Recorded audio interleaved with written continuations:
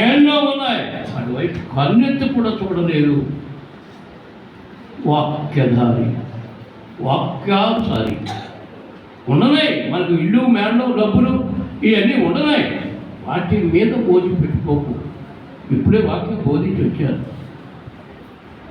బంగారు గిన్నె పగిలిపోవును, వెండి త్రాడు తెగిపోవును, బావిలో నుంచి వచ్చు ఆ చేరుకునే ఆ బావి తాడు తెగిపోవును. కానీ ప్రభువుతోనే ఉంటే ఎప్పుడు నీ సంపద తరగదు.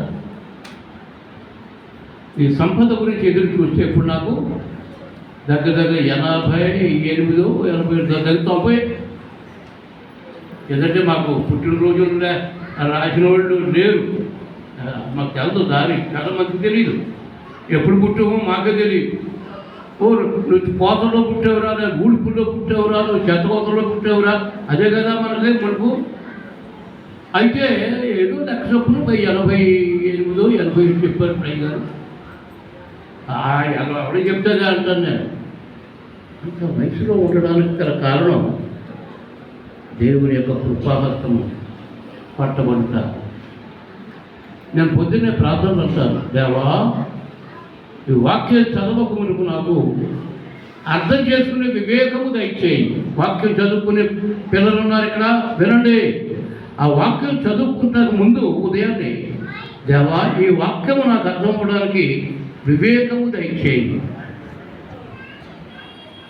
తరువాత ఈ వాక్యమును అనుసరించి నడుచుట, ఇతరులకు బోధించుటకు జ్ఞానాన్ని దయచేయి. అయ్యగారు నేర్పిన మాటలది, మాకు అయ్యగారు నేర్పిన మాటలది. మనకు వివేకము కావాలి అంటే అర్థం చేసుకోవాలి వాక్యాన్ని.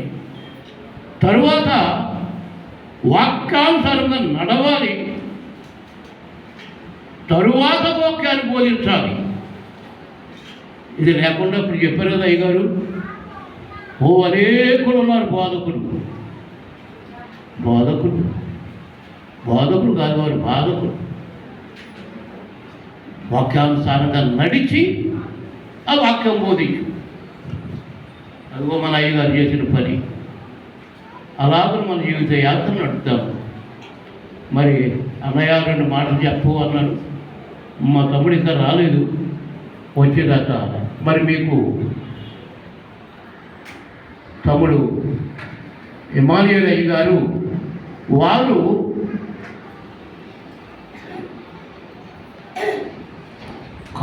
కాలుచు వెలుగునిచ్చు దీపం.